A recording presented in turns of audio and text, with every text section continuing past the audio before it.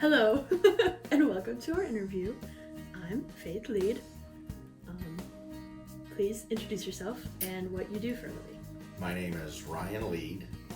I am a corporate pilot and an airport manager and the sole proprietor of and owner of Western Iowa Aviation LLC that provides flight instruction,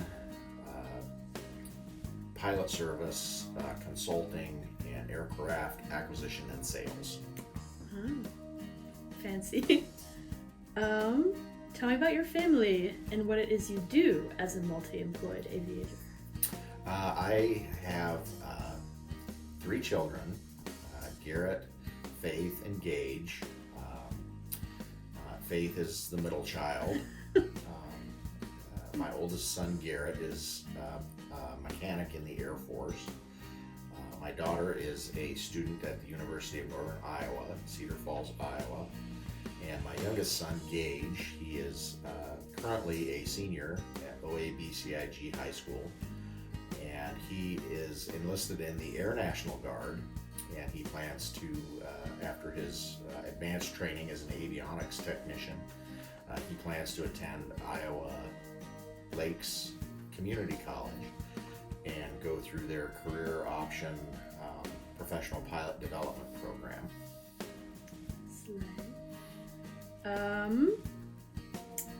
When was the first time you thought you wanted to learn to fly? I have had an interest in aviation. It's probably one of my earliest memories. My father was a pilot and an aircraft mechanic, and I remember riding with him in an airplane that he rebuilt when I was probably 4 years old. I come from a family of pilots. I was always around aviation, and I really never wanted to do anything different. I was interested in airplanes and all things airplane related for as long as I can remember. When do you think aviation became like a dream for you? As a career, I started to seriously consider aviation as a career path after I graduated from high school.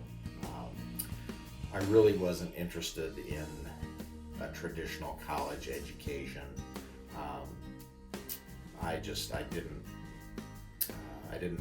didn't know exactly what I wanted to do, and I knew that I loved airplanes, and so that's I had a high school principal that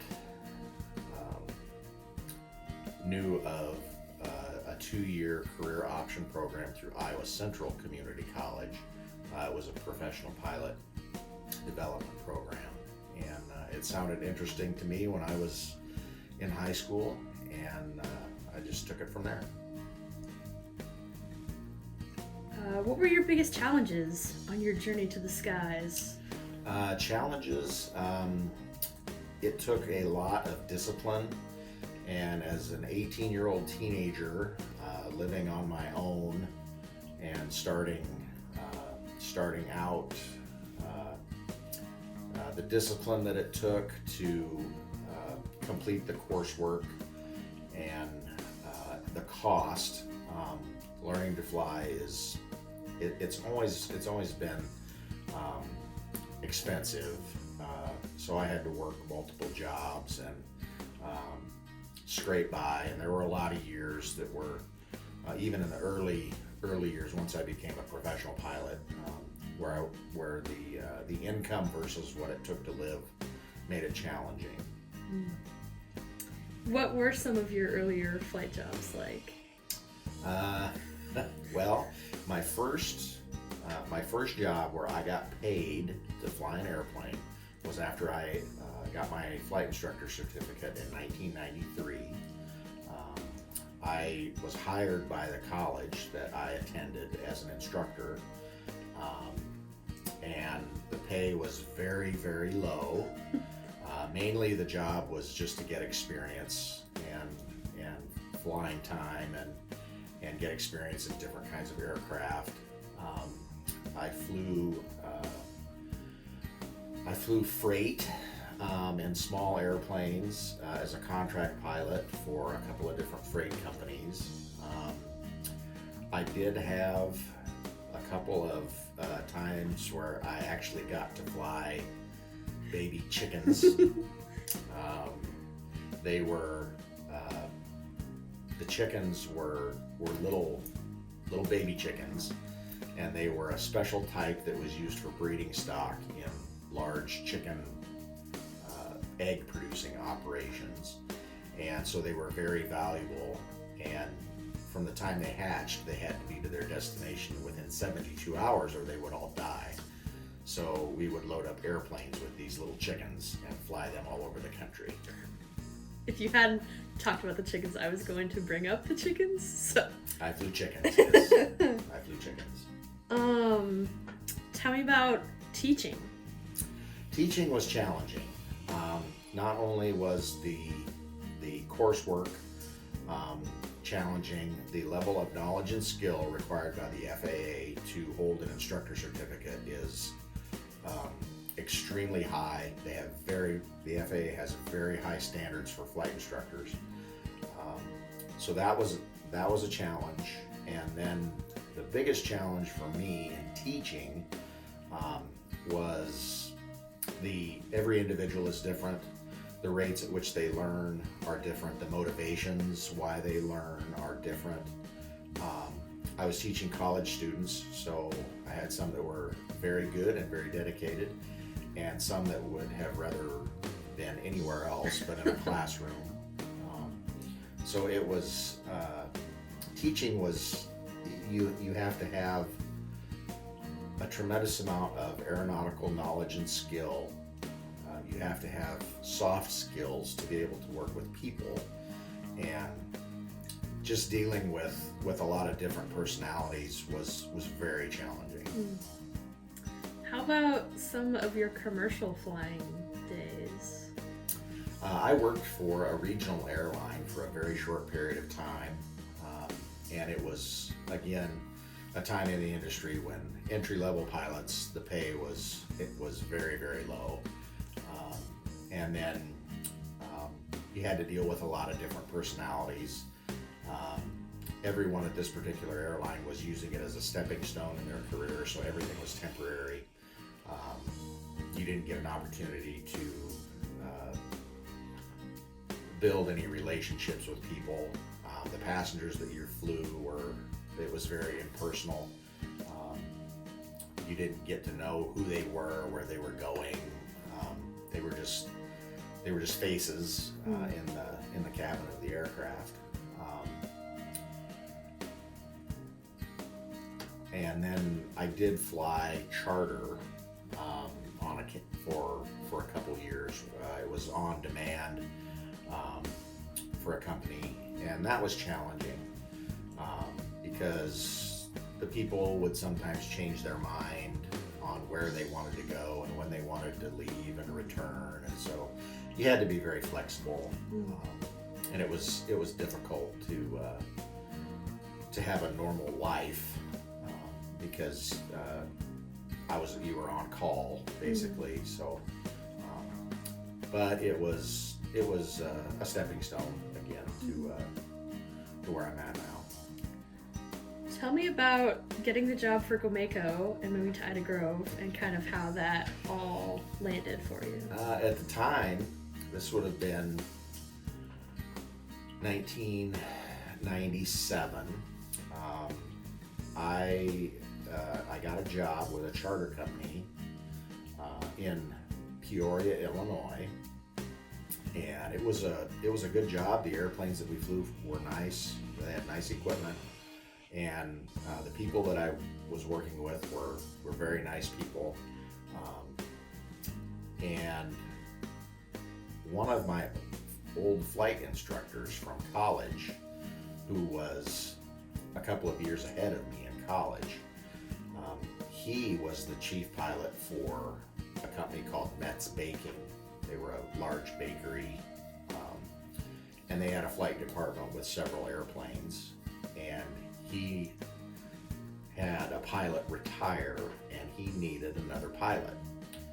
So he called me and I accepted the position with that company, and we moved from Peoria to Chicago. And I stayed at that job for 2 years. It was a wonderful job. I got along really well with all the people that worked there, and my boss. We had a spectacular working relationship. It was a dream job. Nice airplanes. And 2 years into that job, we were informed that the company had been sold and that the flight department was going to be eliminated. So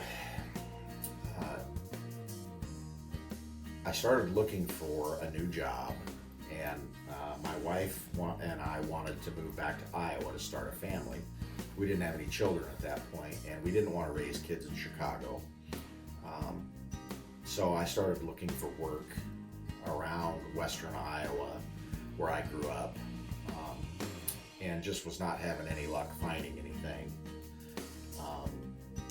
I sent out resumes and really didn't hear anything back, and my coworkers at my present job, they all found other jobs and they left. And so I was the last man standing with Metz Baking. And when I was an instructor in college, I would send students to Denison, Iowa, to a designated pilot examiner when they had completed their training, and he would give them a check ride and issue them their pilot certificates. The gentleman's name was Charles Hawley. Wonderful man, very experienced pilot. And just out of curiosity, I gave him a call one day and I asked him if he knew of any pilot jobs in Western Iowa, anybody that was looking for a corporate pilot. And he said that he didn't know anybody, but he said, send me a resume. He says, I remember you and your students were all great, and he says, if I hear of anything, I'll give them your resume. And it wasn't a couple days later, a company called Gomeco Corporation that's in Ida Grove, Iowa, had purchased an aircraft and they were looking for a pilot. The director of human resources at Gomeco also knew Charles Hawley and called him and said, hey, we're looking for a pilot. And so I got a call from the director of HR at Gomeco. His name was Guy Barrett. He was a colonel in the Air Force, and he was retired, and he worked for Gomeco in HR. We set up an interview, and they evidently liked me, and they hired me, and that was 24 years ago this March. Mm-hmm. So we'll get back to Gomeco a little bit later. Okay. But your connection to Denison, going back to your teaching days, and then now to being the manager of the Denison Airport, how did that come about for you? Well, when I started flying out of the Denison Airport back in 2000, March of 2000, I hung around the airport, and I was kind of a fixture here because this is where Gomeco keeps their airplane. Their hangar is here. And so I was around the airport a lot, and the manager that was here initially accepted an offer from the city of Atlantic, Iowa, to go manage their airport. So he moved all of his airplanes, and he was a mechanic. He had a maintenance shop. He moved everything down to Atlantic. And the city of Denison then needed a temporary airport manager while they looked for a new one. They had to their rules. They had to advertise for 90 days before they could hire another manager. And so I acted as the temporary manager to make sure the airport was taken care of. And after the 90 days expired, they hired another airport manager. And he was here for 2 years before he left and accepted a job with the TSA. So the city came to me again and said, will you be the temporary manager again for another 90 days? And I was like, sure, yeah, that worked out pretty good the last time.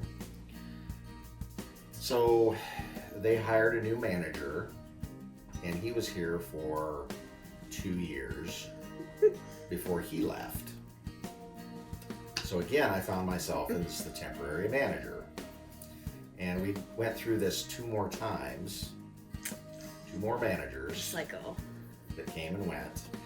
And finally, the city of Denison, the city manager approached me and said, hey, we're tired of this revolving door at the airport. You've been here for 20 plus years. Would you be interested in the position? And I was hesitant, but I basically told him I want these responsibilities, I want this for a salary, and I want to be able to come and go as I please because I'm going to continue to be the chief pilot for Gomeco. I will be doing some other flying for other people on occasion, contract work, and if these conditions are all acceptable to you, then I'm your guy. And the city manager said, sounds good to me, you're hired. Gotcha. Very nice. So here I am. Do you think that managing the airport here at Denison has made you a better pilot? No. It's not made me a better pilot.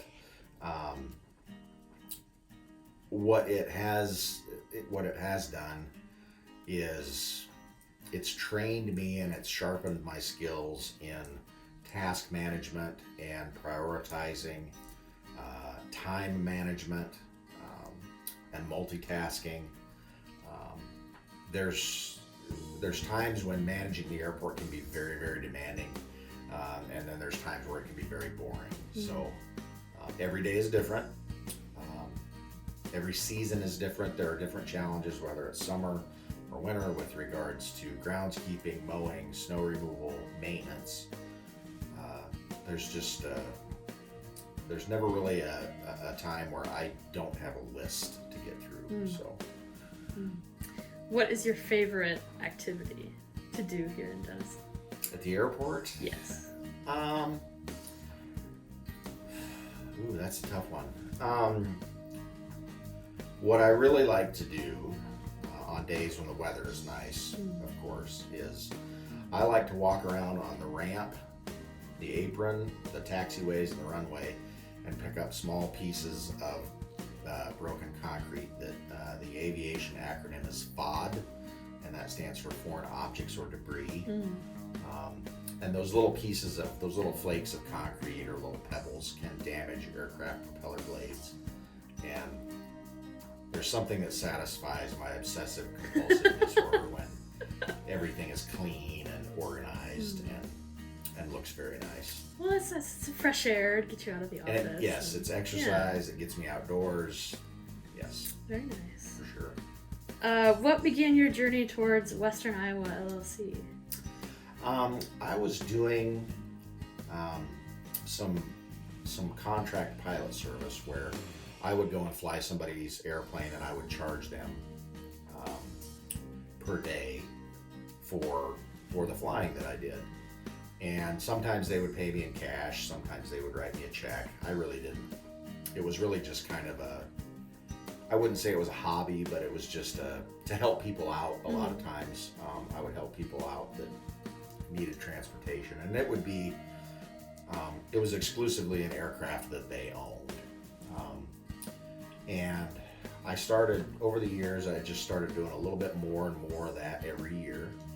And I finally realized that, did some research, and there were tax benefits to incorporating, and it also changed some of the liability that I incurred by doing that, providing that service for people. And so that's when I started the LLC, and then over the years I've helped people buy and sell airplanes, because that's a very complicated process. There's a protocol that you have to follow, and it's very easy to lose a lot of money if you're trying to buy an aircraft that hasn't been maintained, or if it's not the right aircraft for your intended mission. So yeah, that was what mainly I was looking for some tax incentives with the limited liability corporation. Mm-hmm.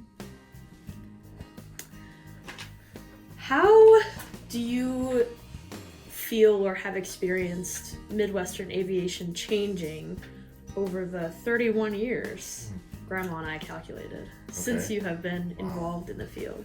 The biggest change, there's been an incredible amount of technological advancement in aviation with regard to aircraft navigation systems.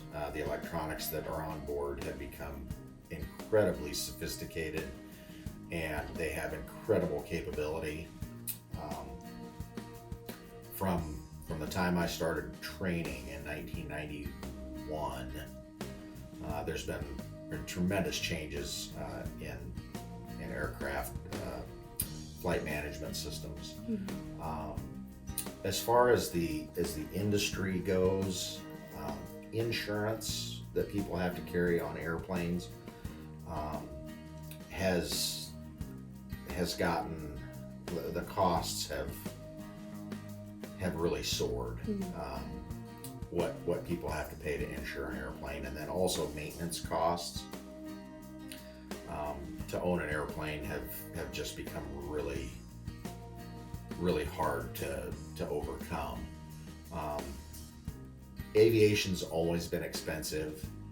It's always been a very expensive endeavor, especially after COVID. The costs have really gone up. As far as pilot jobs, today in 2024, there is almost a crippling pilot shortage. There's, if you have credentials and experience, you can pretty much pick your job. It's right now today, finding work is very easy. When I first became insurable back in the early 1990s, pilot jobs were very hard to come by. Regional airline jobs were very hard to get because there were so many people competing for those jobs. But that's probably the biggest change from then until now would be the pilot shortage. Gotcha. Do you think that there have been any fluxes in outside interest in aviation? If people have become more or less interested in the field? I think there's some generational factors that definitely have led to people being less interested in aviation. Airplanes have always been a draw to certain individuals, and it always will be. From the time of Icarus, people have wanted to slip the surly bonds of Earth, and so there's always individuals out there that are born kind of like myself that have always been interested in that. I think part of the generational is the advancement of gaming and flight simulators. There are some flight simulators now that are just they're just incredible. I mean, really the only thing you're missing out on is the smell of the fuel. They're just unbelievable how advanced and realistic some flight simulators have become. So the experience of flying an airplane, if you have even the most advanced simulator, would be 1/10 of 1% of the cost of flying a real airplane. So I think that has a little bit to do with it. And then also the cost for training. Training costs have skyrocketed, along with insurance and maintenance and some of those things. The cost to get a private pilot's license today, you're probably going to spend about $10,000, and that's just for the plastic ticket, the driver, the license, the private pilot certificate. That's no airplane, that's no insurance, that's nothing. That's just to get to do the training, to get that done. So I think that has a lot to do with it, and it's difficult. The training is not easy. FAA requirements have changed. When I was going through training for a private pilot certificate, the standards which the FAA held you to, there's a book that it was called the Practical Test Standards, which was what you had to be able to perform to these standards, was 75 pages long. Today, that same publication is now over 150 pages long. So there's more requirements, and it's difficult. It's hard. It requires a tremendous amount of study and discipline for continued study. It's not just something that you learn once. In aviation, if you stop learning, you get left in the dust. So. Gotcha. Do you feel like you fulfilled the dream you had when you were a kid? Yes, and then some. I've had the opportunity to fly. I've lost track of the different types of airplanes that I've got to fly. I've been to every corner of North America. I've gotten to fly to the Bahamas. I've been way down into Mexico. I've flown to Canada, almost to the Arctic Circle. Every state in the Union, every city, I've had the opportunity to fly everywhere. The only thing that I have left, really, that I feel like I want to do is I would like to fly for a company that flies internationally and go out and see the rest of the world. But yeah, as far as that dream of that childhood dream that I have of being able to make a living playing with airplanes, yeah, I've accomplished that and then some. Along with the international flying, do you have any other career goals and aspirations that you haven't yet met? No, I'm kind of to a point where I'm 51 years old, and I've got maybe 15 years left. And at this point, there are medical standards that I have to get a medical certificate, and it has to be renewed every year. And vision, your overall health. There's a lot of conditions and medications that disqualify you from flying. So at this point in my career, if I can make it to 65 and keep getting a medical certificate with no issues, I'll be more than satisfied. Gotcha. What is the coolest or most interesting thing that you've gotten to do kind of in a lifetime way because of being an aviator? Boy. Like a favorite memory or a cool plane that you flew or something like that. Well, I got to fly in a P-51 Mustang, which is a famous World War II fighter plane, which was definitely a bucket list item. I remember flying back and forth to the Bahamas. There's an island out there called Exuma, where my employers had a vacation home there, and those were incredible trips. Scenery was beyond description. Yeah, there's all kinds of sights and just the things that I've seen. Flying over Lake Tahoe and seeing the mountain reflection in the perfectly calm water in the wintertime. There's just so many of those moments that are just too numerous to list. What does your career look like nowadays, and how is it different to when you first started in the professional world? Well, the biggest thing would be the pay is much, much better. As a low-time, low-experience pilot, your jobs that you can do are quite limited.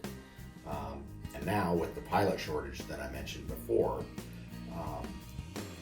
there's limitless opportunities. If I decided to change, if I wanted to go, I could go to work for an airline tomorrow if I wanted to. There's just, I have so many options right now with the experience that I have, and it would be easy to be picky. Gotcha.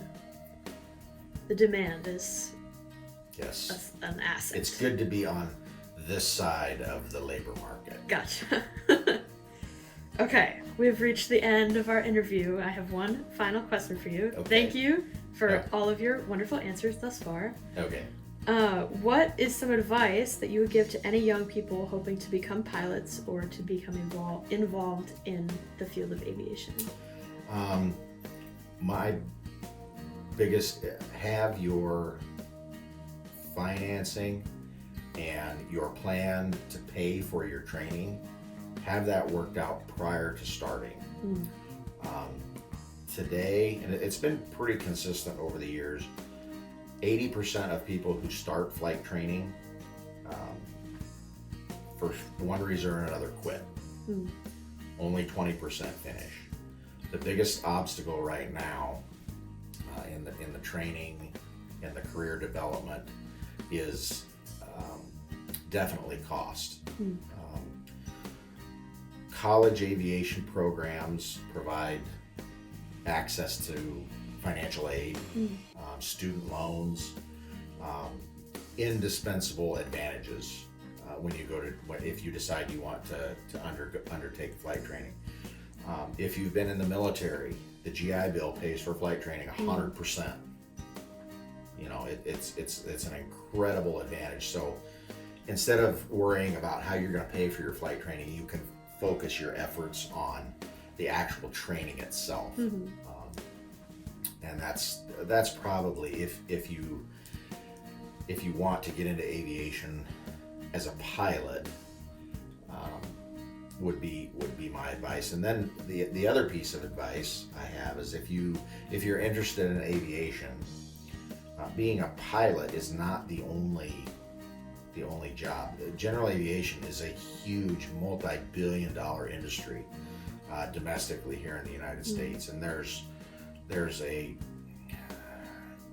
opportunities, and again, it's too many to list as far as customer service, management, maintenance technicians. There's huge aircraft factories in Wichita, Kansas that employ thousands and thousands of people in all different kinds of positions. So aviation is a very broad and varied industry. Tremendous opportunities, especially right now. But yeah, there's a lot of ways to be involved in aviation, other than a pilot.